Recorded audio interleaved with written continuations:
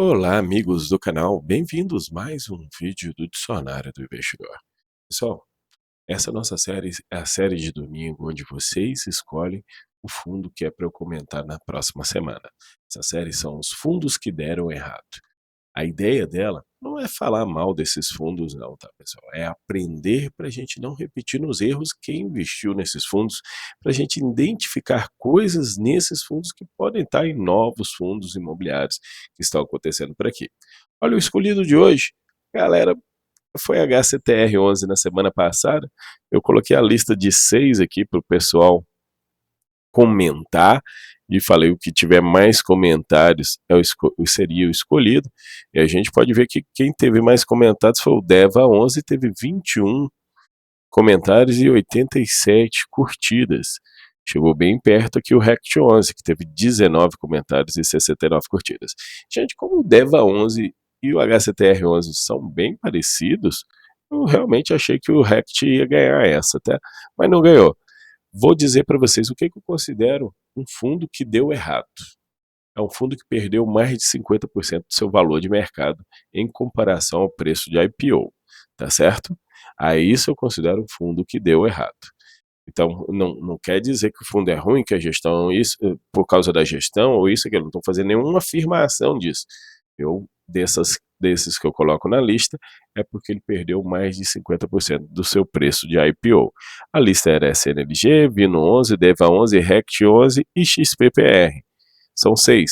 Eu vou aumentar essa lista para 10, tá? Vou colocar 10 aqui na lista, e aquele que tiver mais comentários vai ser o escolhido da semana que vem. Comenta só o up, comenta esse aqui, o motivo pelo qual você acha que é esse, mas coloque em comentário que fica mais fácil. Gente, são 237 comentários para eu fazer isso. Olhando comentários soltos assim, fica mais complicado para mim ver o que é comentário simplesmente falando do fundo ou falando do outro. Então, o ideal é que você comente aqui, que aí eu só pego aqui, olha aqui, ó, quem teve mais respostas, e pronto, 21 respostas leva a 11, esse é o escolhido de hoje. Então, vamos lá, começar, vou trazer os dados aqui no Status Invest para a gente entender. O Deva 11 que teve o seu IPO com a cota lá a R$100, mas ele de cara ele já chegou a ser negociado acima de R$140. Vocês imaginam o Deva 11 negociado acima de R$140 e hoje ele sendo negociado a 31. E daí gente, ele segurou um bom tempo acima de R$100. Um bom tempo segurou acima de R$100 e de repente começou a queda. Aí teve uma primeira queda em torno do circuito de compras e depois uma baita queda que foi do grupo Gramado Parque, que é essa que bate até hoje e soma tudo, e outras inadimplências que eles têm. Vou passear pelos relatórios. Hoje ele está com um PVP de 0,32 e pagou até um bom rendimento, 45 centavos, dá um dividendo alto em relação a essa cota atual. Alguns dizem que ele é o menos pior dos fundos dessa família aí. Esse aqui é o primeiro relatório gerencial que eu consegui pegar ali no Status Invest de novembro de 2020.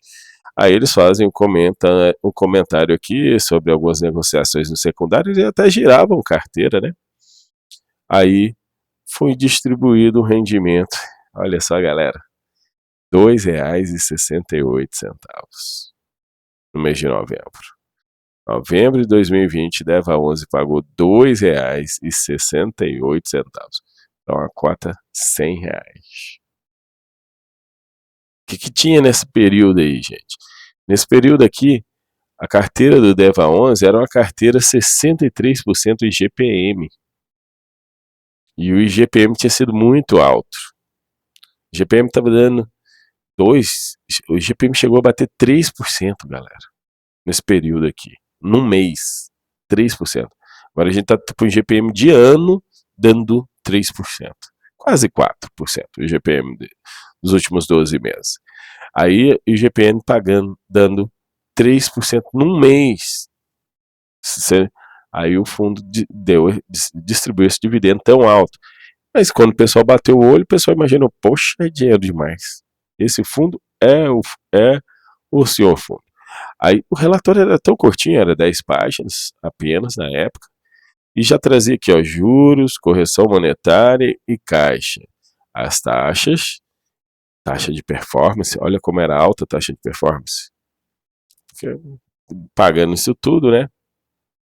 Dividend yield de 2,70 no mês, realmente bem alto aí, essa taxa.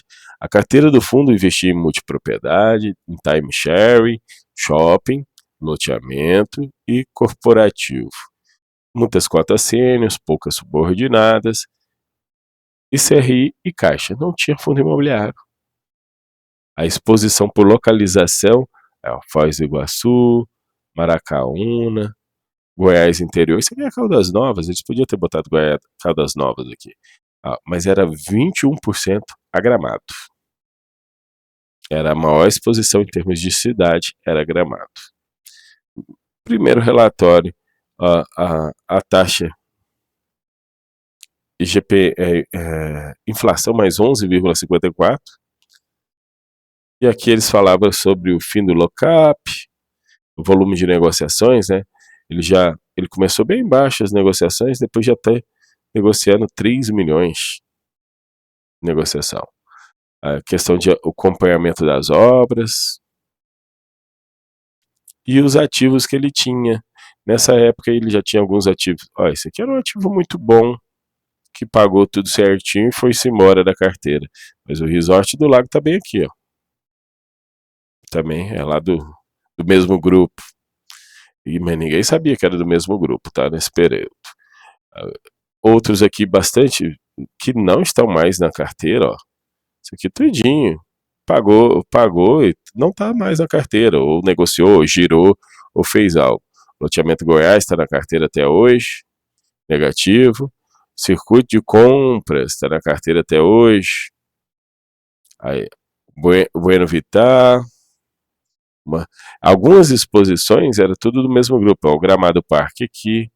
A gente não tinha ideia, mas alguns outros ativos de boa.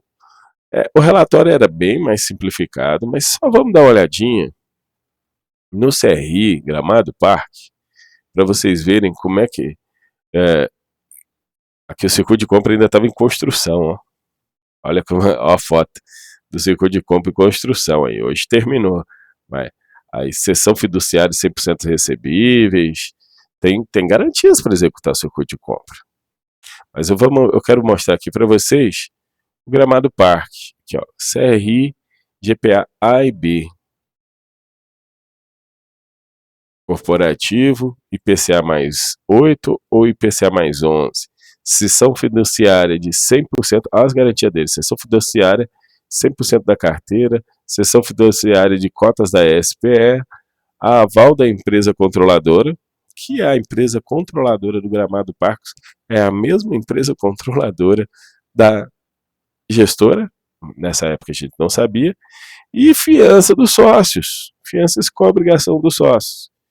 Então, se você executar a garantia aqui, você vai executar a avalista controladora, que é o mesmo controlador da gestão. Isso, inclusive, teve problemas, porque os diretores queriam fazer isso. Quando deu errado, vamos continuar aqui no nosso andamento, ó. O que explica o tombo de 4 fundos imobiliários e o prejuízo de mais de 340 milhões com calote, porque foi a inadimplência desses CRIs. Essa reportagem aqui traz sobre o TORD, o HCTR11, o Versalhes e o Devan, sobre a queda que eles tiveram naquele momento. Outra coisa que apareceu, a Fortsec, a Forte Securitizadora, ou Fortsec, também era do mesmo grupo, e ninguém sabia, né? A securitizadora que criou os CRIs e emprestou o dinheiro para o Gramado Parque também era do mesmo grupo, todo mundo.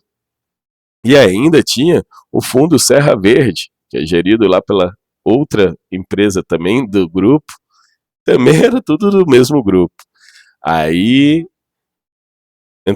eles falaram, segundo o UOL, quem captou o dinheiro dos cotistas desses 4 FIIs emprestou parte desse dinheiro a empreendimentos imobiliários pertencentes, em parte ou total, a empresas ligadas ao mesmo grupo econômico. No entanto, 2 desses devedores estão inadimplentes. Então, a gestão do mesmo grupo econômico emprestou dinheiro para empresas do mesmo grupo econômico que não pagaram, que não pagaram. Mas segue o barco. Chegou num determinado momento, que aí aqui já é o relatório de agosto de 2023, a diretoria do DEVA 11, que é então gestão, a equipe gestora da Devan, naquele momento, trouxe um textão aqui no seu relatório gerencial. Um baita textão detalhando coisa por coisa e falando das falhas da securitizadora e tudo, aonde literalmente estão denunciando possível má-fé da securitizadora em relação a isso. A equipe de gestão, diante desse cenário, eles botaram isso aqui: gostaríamos de compartilhar com os investidores do DEVA 11 que o passo seguinte será a adoção de medidas judiciais cabíveis, cujos preparativos já estão em curso, sendo que manteremos os cotistas devidamente informados acerca dos respectivos desdobramentos. Então, a diretoria, aqui em agosto de 2023, ia entrar judicialmente contra o próprio grupo econômico,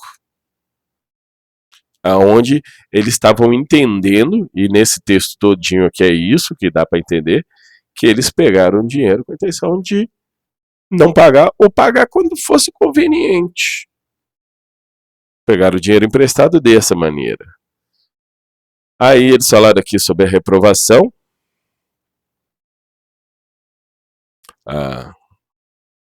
Sobre a reprovação das cotas, né?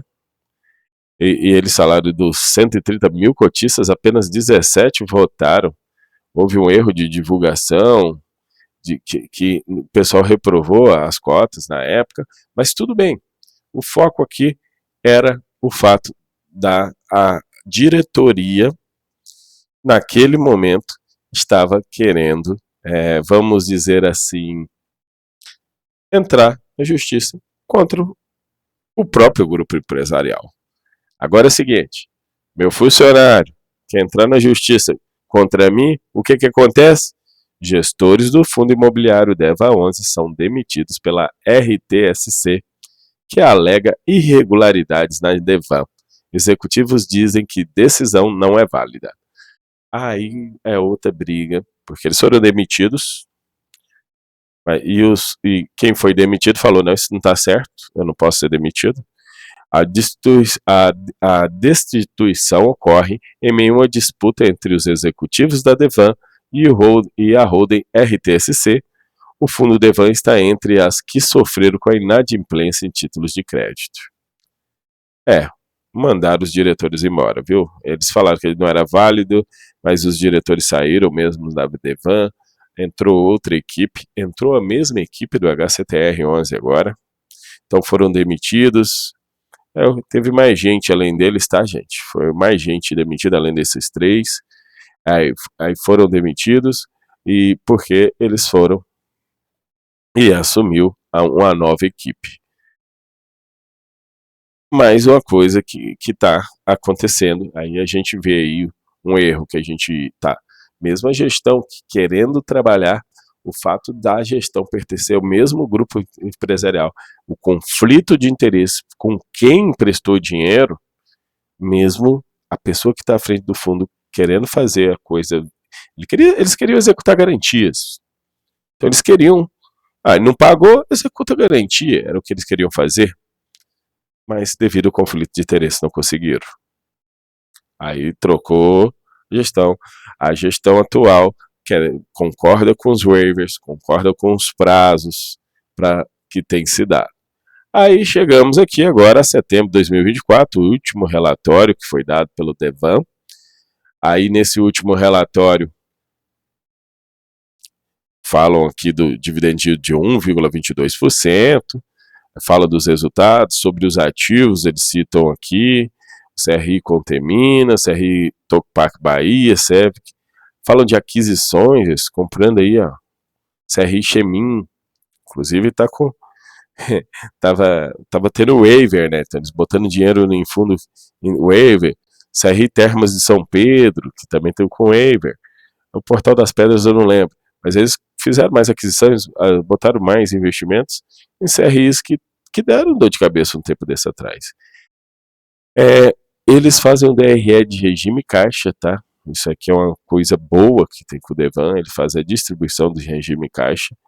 Então, quando a gente vê aqui que eles estão tendo um resultado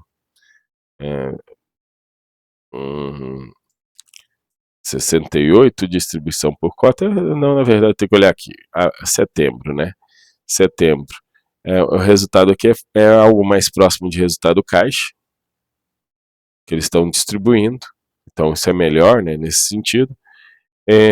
A composição de resultado, vocês podem ver que correção monetária, que é esse azul, é só 12 centavinhos, porque a grande maioria não está pagando, então o IPCA mais alto ou o IPCA mais baixo não está influenciando tanto, porque a maior renda está vendo dos juros normais, né, 34 centavos, a maior renda está vendo dos juros, então o IPCA mais alto pode aumentar, vamos dizer que o IPCA venha dobro, aí em vez de 12 centavos vai pagar 24 centavos, então vai aumentar para 54, diferente naquela época que IPCAs altos pagavam R$1, porque muita gente ou inadimplente ou com carência, inclusive eles têm esses números aqui, para vocês terem uma ideia de como está a carteira.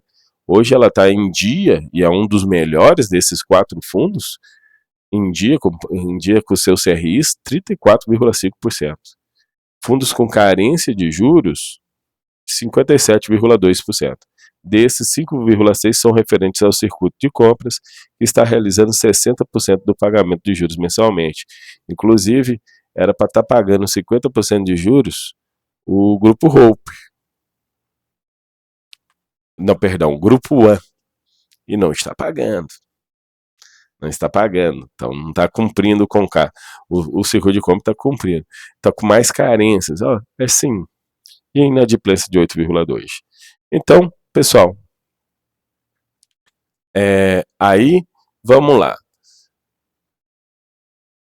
Deu errado. Pode ser consertado? Pode se dar certo? Olha, a gente pode tentar olhar aqui, vamos. Aqui eles não põem das maiores participações, aliás, eles põem das maiores participações para os menores. Mas bora ver, o Chemin, eles devem pedir um waiver apenas de 1 mês ou algo assim, mas já está em ordem. Mas, agora, esse aqui, mas eles estão em carência de juros. O Chemin está com carência de juros e o Deva 11 investiu mais neles. Aí o Hope, CR Hope está com carência de waivers até julho do ano que vem. CRI Circuito de Compras está com carência de amortizações e de 40% dos juros, né, ele está pagando só 60% até janeiro de 2025. Grupo Gramado Parque até meio do ano que vem. Grupo Holding, carência de juros e amortização até janeiro. Grupo Hopper, os que eu lembro são esses aqui das maiores participações. O Grupo Hopper já falei ali. Então, muita gente com carência. Mas agora, em janeiro, o circuito de compras volta a pagar. E o Grupo One também. Se eles pagarem, a gente já está falando aqui de 4% do PL a mais pagando, mais 10% do PL, tem outro circuito de compras aqui mais embaixo, aqui, né? A gente vai ter aí mais 10% pagando, se eles voltarem a pagar, e termina suas carências de juros e fica em dia. Então, seria uma recuperação, que fala, ele, em vez de estar pagando 45 centavos, podia estar pagando aí 10% a mais disso, mas é 10% do PL, tá? Então, vai ser um pouquinho mais do que isso. Vamos dizer que podia aumentar para 55 centavos a distribuição. Aí, então, se essa galera voltar a pagar, ele pode ter uma recuperação. E a mesma coisa segue para o HCTR11, para o VSLH. Se esse pessoal voltar a pagar, esses acabando essas carências, eles voltarem a pagar, aí sim. Ah, Kiko, mas eles antes pagavam e depois deixaram de pagar, não pagaram mais nada?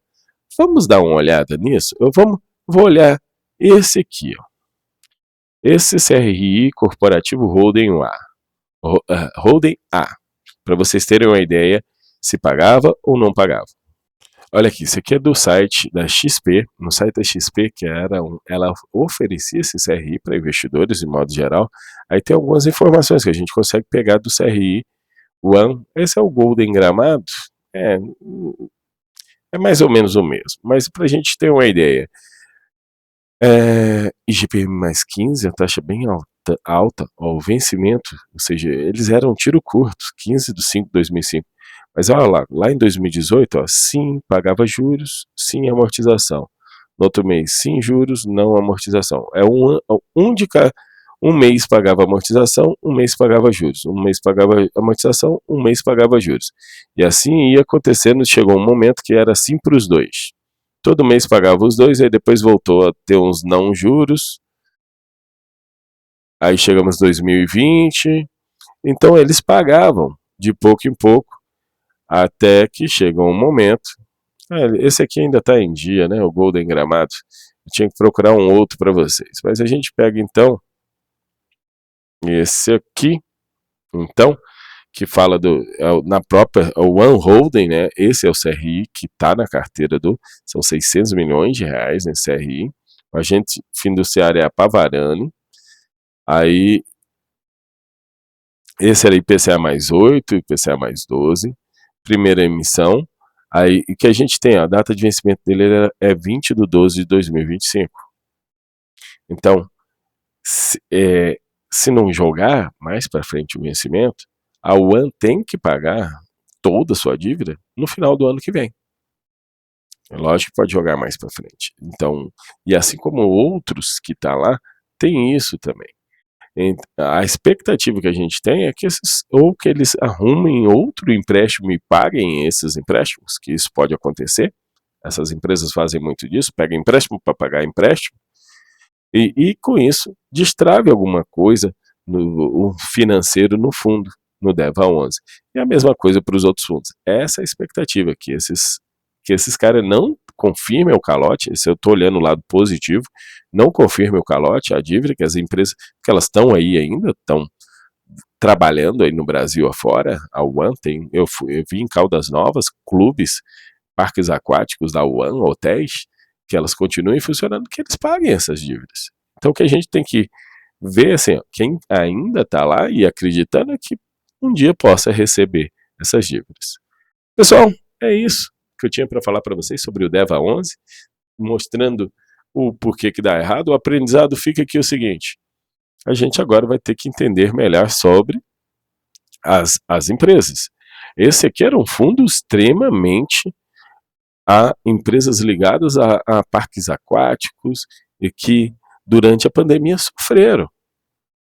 E a gente não via concentração. Tinha uma tremenda concentração no Gramado Parque e muita concentração nesse ramo de resort aquáticos aí. Então, por ser dessa maneira, esse excesso de concentração em períodos, em certos ramos de investimentos imobiliários, né? Em vez tinha um pouquinho de shopping com circuito de compras, mas não tinha outros shoppings que são mais interessantes. Mas a gente viu que pode dar muito errado. O aprendizado fica: pagando bem demais, fique com o pé atrás. Porque toda vez que você empresta dinheiro para alguém, com taxas de juros altas demais, no começo ele vai estar te pagando. Mas uma hora o dinheiro acaba, porque ele está usando o próprio dinheiro que ele pegou emprestado para pagar, e ele para de pagar. E porque ele não dá conta de cumprir a dívida. Galera, o vídeo ficou aí, espero que vocês comentem aí os próximos que vocês querem. Já coloquei a lista de 6 sugestões, vamos ver qual que vai ser escolhida na próxima. Tudo indica que vai ser o Rect, né? Vamos ver. Um grande abraço e até a próxima.